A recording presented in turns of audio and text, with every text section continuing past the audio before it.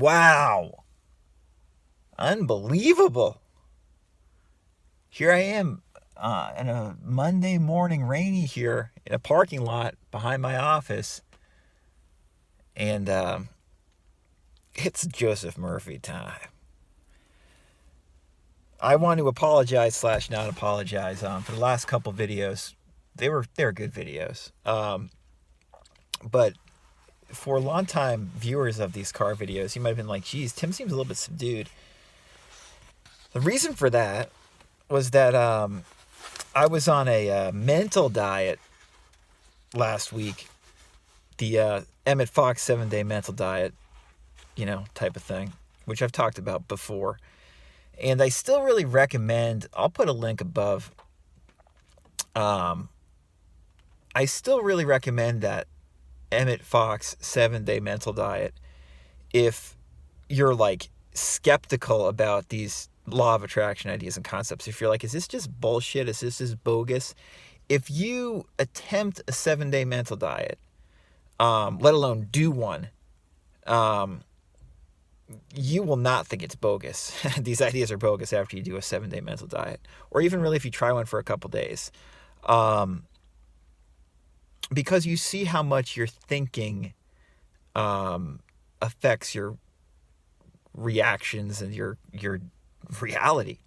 It just becomes so obvious. So yeah, I mean, that's very powerful, the 7-day mental diet, if you want to do something like that. Now, what was interesting for me, we're going to get to Joey Murphy probably in a minute, but what was interesting for me is, I've done the 7-day mental diet several times. This is probably like my 4th or 5th time doing it. But I wanted to do it.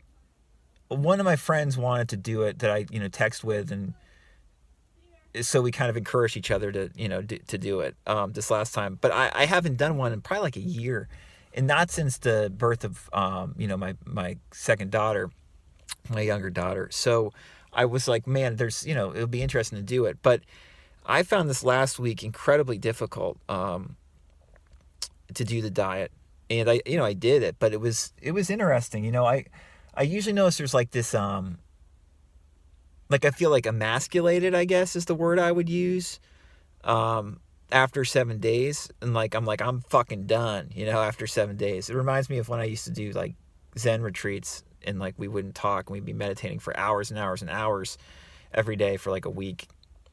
And like, I remember having revelations during that of being like, why the fuck am I doing this? What's the point of this? When I do the mental diet of Emmett Fox, up until this one I just did, I always saw the point. This time I was like, a lot of the time I was like, why am I doing this? There are easier ways to explore how I'm feeling. And when I say easier, I mean more direct ways, like talking out loud and being just very honest and verbose with myself, which I like to do, as most of you know. Than just going on a mental diet. It seemed more repressive, I guess, is what I'm getting at, than I'd ever experienced before. So this is all a convenient segue into the conversation we're going to have about techniques today, and that we're going to have probably for the next several videos. It's convenient in the sense that when it comes to any LOA, manifesting, law of assumption technique, you got to realize that things change, and something might work for you or has worked for you in the past that no longer does work for you, or something that did not work for you previously might now work for you. You have to be, I would say, flexible. To use a saying that, I don't know who said it, maybe me, you are the technique. You are the technique. I think I made a video where that was the title, or a podcast episode. I'm sure other people have said that too. You're the technique. But it is helpful to know about various techniques. And that's because if you know about several techniques, then you know which one, you start to figure out which ones actually do something for you, which ones make you feel better, which ones make you react differently to the world around you, which ones, seem to make you manifest better things in your external world. And The Power of Your Subconscious Mind is a great book for numerous reasons. And one of the reasons is that Joseph Murphy, he just, he gives us a bunch of techniques, a bunch of practical techniques. And, chances are that some of the techniques that he shares with us in this book are going to work for you. And, again, some of the techniques might have worked for you 2 years ago and they don't work for you that well now. Some of the techniques, you may have never tried until this point. Some of the techniques might not work for you now, but will work for you a year from now, whatever. The point is, you can go back to this book and look at the various techniques that he's talking about and get something out of it. And especially if you work with somebody or have friends, to discuss this stuff with, like I discussed with my friend about doing a mental diet, it helps to have a support system. Obviously, if you have a professional spiritual counselor or life coach like myself, I can help you through that and, simplify and facilitate making these techniques work better for you than, you might be able to do by yourself. But regardless, there's a bunch of good techniques, and it's about finding which technique works for you in the given situation. All right. So I thought it would be worthwhile to go over chapter 6 of The Power of Your Subconscious Mind. And actually, I guess maybe try to read the whole thing over the next several days. And just have me informally add stuff to it where I want to. Chapter 6, Practical Techniques in Mental Healing, is there's so many good chapters in this book, great chapters. This is maybe, for many of you, this is probably the most helpful chapter in the whole book. Let's just dive right into it. I'm glad I can be back to swearing more. Not that you can't swear in a mental diet, but that you can be more, critically swear, I guess.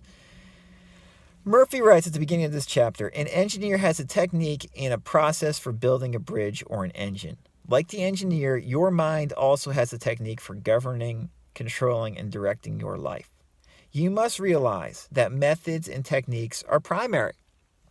In building the Golden Gate Bridge, the chief engineer understood mathematical principles, stresses, and strains. Secondly, he had a picture of the ideal bridge across the bay. The third step was his application of tried and proven methods, which the principles were implemented until the bridge took form and we drive on it. Okay? So this is, this should make sense in light of what we're talking about.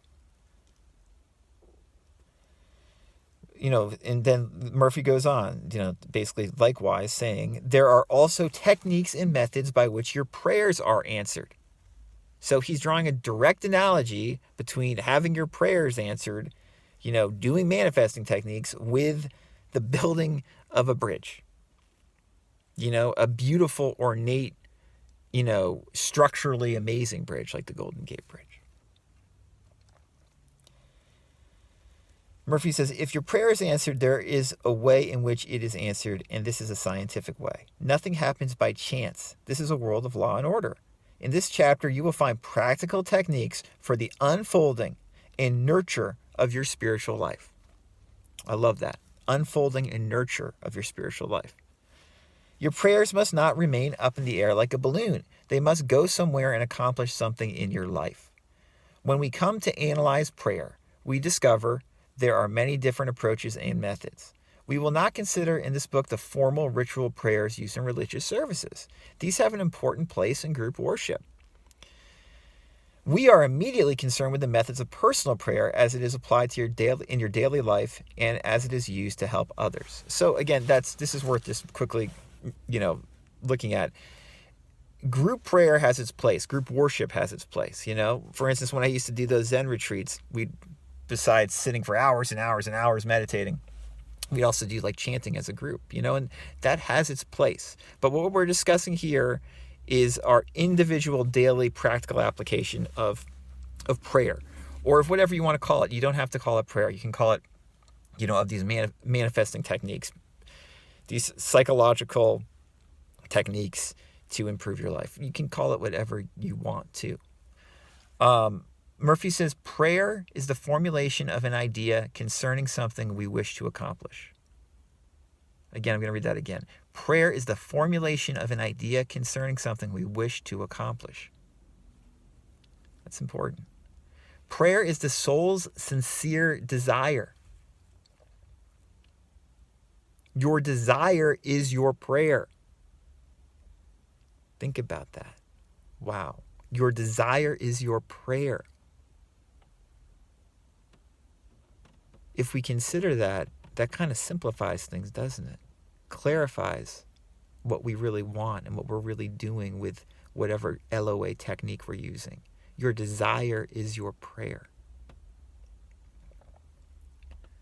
It comes out of your deepest needs and it reveals the things you want in life. So this is not about manifesting a cup of coffee, okay? There's plenty of other channels that will tell you how to do that. I'll tell you right now, you go buy a cup of coffee if you want to manifest a cup of coffee. It's not what we're talking about here. Your deepest needs.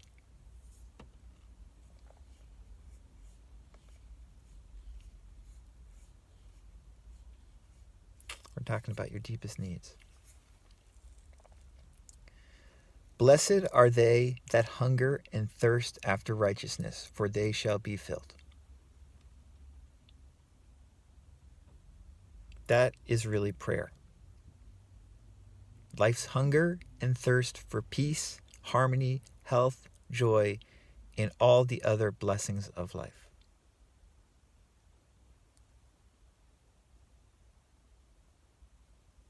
You can probably see why this chapter is going to be worth reviewing for all of us.